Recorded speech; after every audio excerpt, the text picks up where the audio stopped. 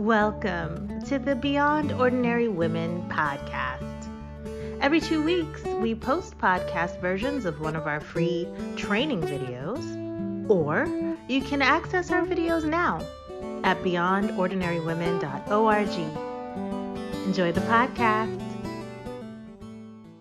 Welcome to Beyond Ordinary Women, to all the viewers and listeners out here. We are on session 2 of a series called Finding the Right Speaker for Your Group. And today I have Rebecca Carrell with us. Hi, Rebecca. Hi, thank you for having me again. Absolutely. Rebecca has been in Christian radio for almost 10 years, and she's been in radio a lot longer. And she has been a speaker for about that same amount of time. And she's also in seminary, so she's got a lot of experience in this subject matter. But you can check out her bio on our website, and you'll learn even more about her. So she's a dear friend, and this is just a lot of fun. We're going to continue our conversation about what women's ministers need to know about finding a speaker. So let's talk about fit. Now, we've already talked a few, basics on how to find one, but when you see someone you're interested in, you think, oh, this is a great speaker. She's got a lot of knowledge. How do you know? Like, what are some things to look for as far as, do they fit what I need, what my ladies need? Right. So this this is something that I learned a little bit the hard way, because I did this for about a year without really knowing what I was doing when I ran a mom's ministry. And I would say the first thing as to whether or not a woman is a fit to speak to your women is you really need to know her foundational beliefs. You need to know if she lines up doctrinally with what your church believes, because, and this is a kindness to the speaker as well, because I don't know of any speakers who would want to go into a place and then speak on or teach something that is contrary to what you and your church believe. And so if your potential speaker has this listed on her website, and quite a few of them do, but not all of them would think to do that, then that's a simple place to start. But I would say this is absolutely worth a conversation if you two are of different denominations. And I don't think that needs to be a hindrance at all. I've spoken at just about, there's only a handful of denominations that I haven't, where I haven't spoken to those groups, but that's the biggest thing that you're going to want to know. And then I would say the second thing after that is know your women and know where they are right now and what their needs are, and make sure that the personality type is a fit for what you're looking for. In the last session, we talked about having a clear objective for what you want to accomplish. And there may be some speakers that are just phenomenal in this area, but for what you're looking for, it may not be the best fit. I know that probably 9 times out of 10, when I am asked to speak, I usually have a 30 to 45 minute conversation with the women's ministry leader beforehand. And that's just a time where we're figuring out if we are a fit for each other and if I can meet their needs. And so conversation is pretty necessary.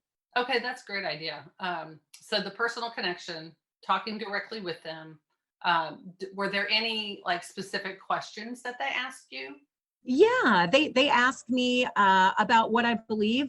Some of them have asked if I have a ministry philosophy, and usually it's just a getting to know you. And the women's minister has usually been pretty clear. This is what we are looking for. This is our theme. This is what our expectations are. This is what we've had in the past. This went well in the past. This didn't go well in the past.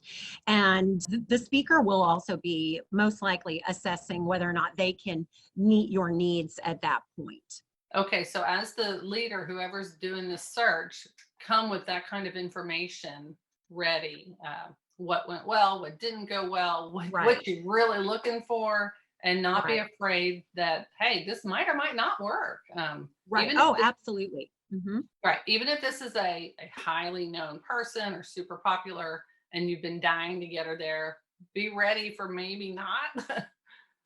Well, I'm glad you brought that up, because when you are working with someone who has a really big platform and is known on the national or the international level, I think your chances probably go down a little bit that they will be able to work with you specifically on topics and themes.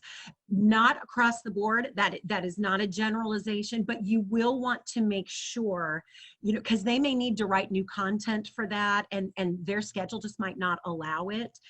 A lot of times when these speakers are speaking, 4-6 times a month, they only have a set amount of messages that they can work with. And so if that's not a fit for your event, you need to know that up front. Okay. All right. Talk to me about red flags. If you're a leader and you think you might have somebody, what are red flags that you need to be aware of to make you back off?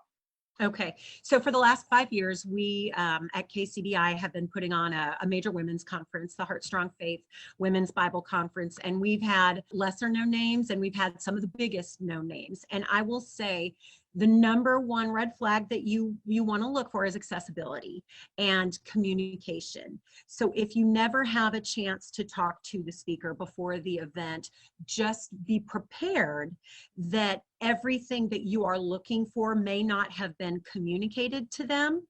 And that does not necessarily mean that it's going to derail your event, but just I'm all about managing expectations. So the speaker's accessibility is going to play a high role in whether or not they are able to give you exactly what you as the women's ministry director are looking for. That's probably the biggest red flag I can think of right now, because if the lines of communication are open, then there really shouldn't be, hopefully, barring something unexpected, there shouldn't be a whole lot of wrinkles. I would say also you want to talk to other people about other women's ministry directors about that speaker. Did they promise one thing, but then did they not deliver? One of the biggest complaints that I have heard as a speaker is that they hired a speaker, but then they never saw her except when she was speaking. So maybe this is an event where you really want your women to gel with each other and you don't really need the speaker mingling with your women. Well, that's great. But if this is an event where you are hoping for a lot of interaction, the speaker is going to be accessible to your women, these are just things you want to know up front. Okay. Contracts. Speaking of expectations, are there like general contracts out there? How might a women's minister find one or create one? And are there any, what are the crucial elements to it? Okay, so this is going to be depending on the size of your church, most likely. Some of the bigger mega churches I've worked with have a legal team and they are putting together the contracts. So if that's what you're working with, then you have someone taking care of that for you. Depending on probably the size of your speaker's speaking ministry, depending on the size of their platform, they will likely have one. I have worked with one and without one, and I'm one of those speakers where that's not, because I don't have a lot of published work and a lot of published media out there that I need to protect or that a publisher has rights to.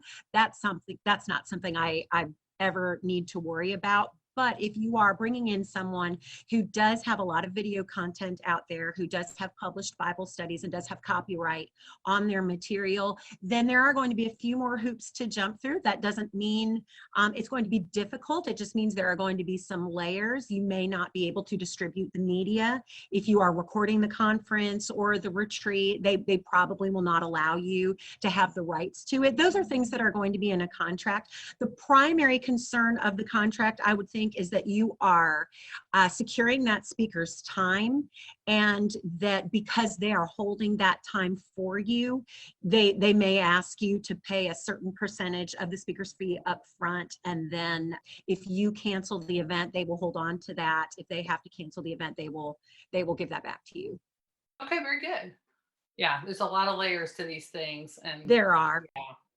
Okay, we're going to transition into the next portion of this series. It's going to come at the same topic, but from the opposite perspective, from the perspective of the speaker.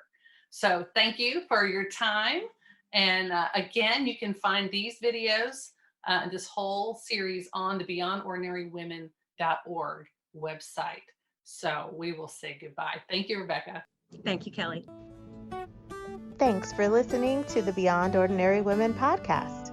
You can find more podcasts and information about women in leadership by going to beyondordinarywomen.org. This podcast was produced by Beyond Ordinary Women Ministries. Our production team includes Evelyn Babcock, Kay Daigle, Kay Halligan, Deborah Herring, Sharifa Stevens, and John Sparks.